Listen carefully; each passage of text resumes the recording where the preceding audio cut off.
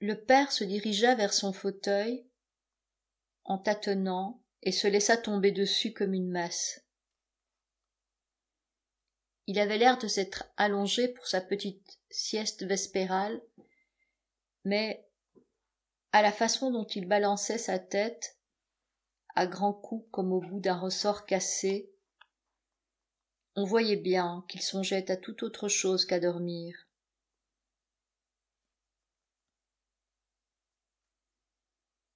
Grégoire était resté tout le temps sans bouger, à l'endroit où l'avaient surpris les locataires. Il se sentait complètement paralysé par la déception que lui causait l'échec de son plan. Peut-être aussi par la faiblesse due à ces jeûnes prolongés.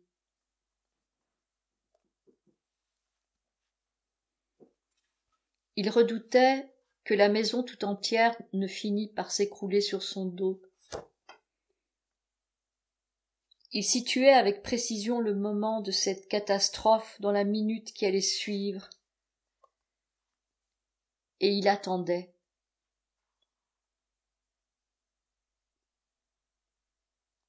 Aussi, le violon lui-même ne réussit-il pas à l'effrayer en tombant avec un bruit déchirant des doigts tremblants de la mère qu'il avait tenue jusqu'alors sur ses genoux.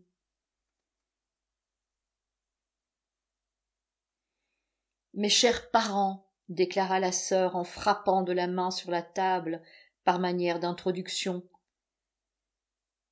cette situation ne peut pas durer. Si vous ne vous en rendez pas compte, moi je le sens.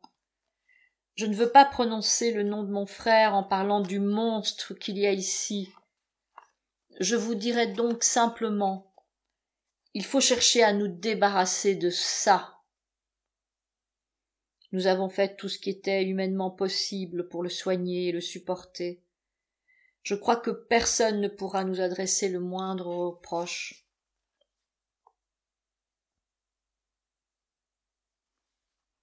Elle a 100 fois raison, dit le père. Mais la mère, qui n'arrivait toujours pas à reprendre son souffle, toussa sourdement dans sa main, les yeux hagards. La sœur se précipita vers elle pour lui soutenir le front. Le père, dont les paroles de Grete semblaient avoir précisé les plans, s'était redressé dans son fauteuil et jouait entre les assiettes avec sa casquette de livrée sur la table qui n'avait pas encore été desservie depuis le dîner des locataires. De temps en temps, il arrêtait ses regards sur l'immobile Grégoire.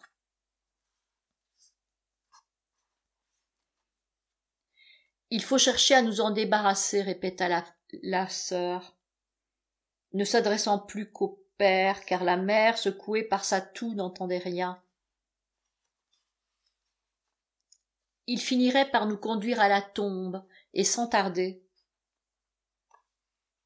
Quand on a un travail comme le nôtre toute la journée, on ne peut pas supporter par-dessus le marché ce supplice perpétuel en rentrant chez soi. Moi, je suis à bout. » Et elle fut prise d'une crise de larmes si violente que ses pleurs en dégoullinaient sur le visage de la mère où elle les essuyait de la main machinalement. « Mais, ma petite, répliqua le père d'une voix apitoyée. C'était étonnant de voir comme il comprenait sa fille. Que devons-nous faire alors ? La sœur se contenta de hausser les épaules pour marquer la perplexité qui avait remplacé pendant ses larmes l'assurance dont elle faisait preuve auparavant. « S'il nous comprenait, dit le père à demi interrogatif. » Mais la sœur, sans cesser de pleurer, fit un geste violent de la main pour montrer qu'il fallait définitivement renoncer à cette hypothèse. « S'il nous comprenait, répéta le père, et il fermait les yeux tout en parlant, comme pour indiquer qu'il adoptait la conviction de sa fille touchant la vanité d'une telle supposition. S'il nous comprenait, peut-être y aurait-il moyen de s'entendre avec lui, mais dans ces conditions. Qu'il aille au diable, cria la sœur. C'est la seule solution, papa. Tu n'as qu'à tâcher de te débarrasser de l'idée que c'est Grégoire. Nous avons cru cela trop longtemps, et c'est là tout notre malheur. Comment cela pourrait-il être Grégoire? Si c'était lui, il y aurait beau temps qu'il aurait reconnu l'impossibilité de faire cohabiter des hommes avec une pareille vermine, et qu'il serait parti de lui-même. Sans doute, nous n'aurions plus de frères, mais la vie serait encore possible, et nous honorerions son souvenir. Au lieu qu'ainsi, nous avons toujours cette bête qui nous poursuit et qui chasse nos locataires. Il voudrait peut-être prendre tout l'appartement pour lui et nous faire coucher dans la rue. Vois donc, papa, vois donc, s'écria-t-elle tout à coup. Le voilà déjà qui recommence. Et, dans un accès de terreur auquel Grégoire ne comprit rien, elle abandonna soudain sa mère si brusquement que le fauteuil en vacilla. On eût dit qu'elle aimait mieux la sacrifier que de rester à proximité de Grégoire. Elle se précipita derrière son père que sa conduite finissait par affoler et qui se leva devant elle en écartant les bras comme pour la protéger. Mais Grégoire ne pensait à rien moins qu'à effrayer quelqu'un, surtout sa sœur. Il avait simplement commencé un mouvement de conversion destiné à ramener dans sa chambre, et c'était, il faut le reconnaître, d'un effet plutôt indiscret, car sa faiblesse l'obligeait à céder de la tête dans les tournants difficiles. On le voyait alors lever le crâne à plusieurs reprises et se taper les mandibules sur le plancher. Il finit cependant par s'arrêter pour observer la famille. On avait l'air d'avoir reconnu sa bonne intention. Tout le monde le regardait avec une tristesse muette. La mère gisait dans son fauteuil, les jambes tendues et jointes, les yeux presque clos de fatigue. Le père et la sœur étaient assis l'un à côté de l'autre, et la sœur tenait le père par le cou. Maintenant, ils vont sans doute me laisser tourner, pensa Grégoire, et il se remit au travail. Il ne pouvait réprimer un halètement de fatigue, et il était obligé de se reposer de temps en temps. D'ailleurs, personne ne le pressait.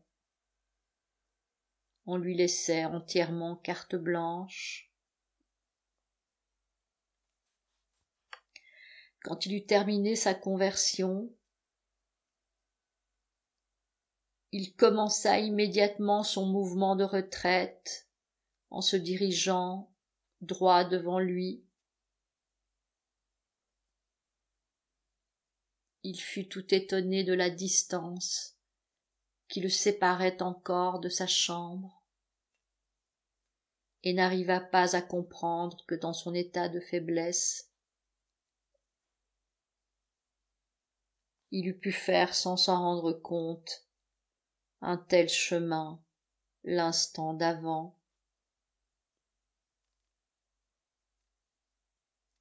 Sa famille ne le gêna par aucun cri, par aucune exclamation, mais il ne le remarqua même pas, tant il concentrait son esprit sur la nécessité de faire vite. Ce ne fut qu'une fois parvenu à la porte de sa chambre qu'il songea à tourner la tête, pas complètement, à cause de son cou qui se raidissait, mais suffisamment tout de même pour pouvoir constater que rien n'avait changé derrière lui. Seule, sa sœur s'était levée. Son dernier regard effleura la mer, qui s'était décidément endormie. À peine fut-il dans sa chambre que la porte s'en trouva poussée, verrouillée et fermée à double tour. Le vacarme fut si subite qu'il en plia sur ses pattes. C'était sa sœur qui s'était pressée ainsi. Elle s'était levée dès le premier instant pour se tenir prête et avait bondi sur la porte au moment voulu, d'une façon si légère qu'il ne l'avait pas entendu venir. En tournant la clé dans la serrure, elle cria « Enfin !» aux parents.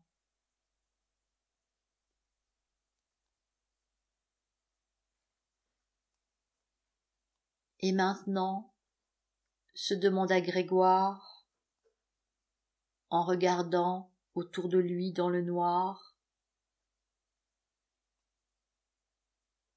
Il découvrit bientôt qu'il ne pouvait plus faire un mouvement. Cela ne l'étonna pas.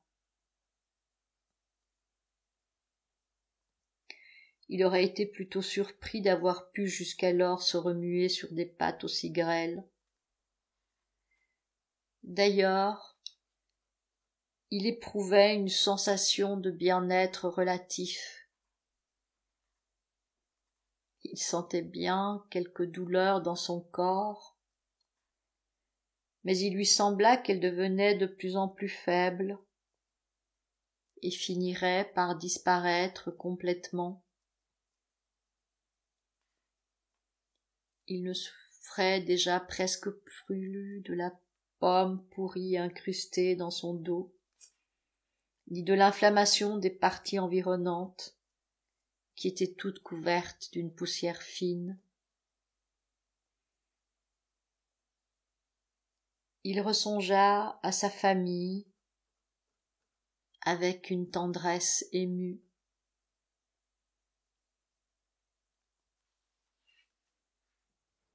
Qu'il dût partir, il le savait. Et son opinion sur ce point était encore plus arrêtée, s'il est possible, que celle même de sa sœur. Il resta dans cet état de méditation paisible et vide, jusqu'au moment où l'horloge de la tour sonna la 3e heure du matin.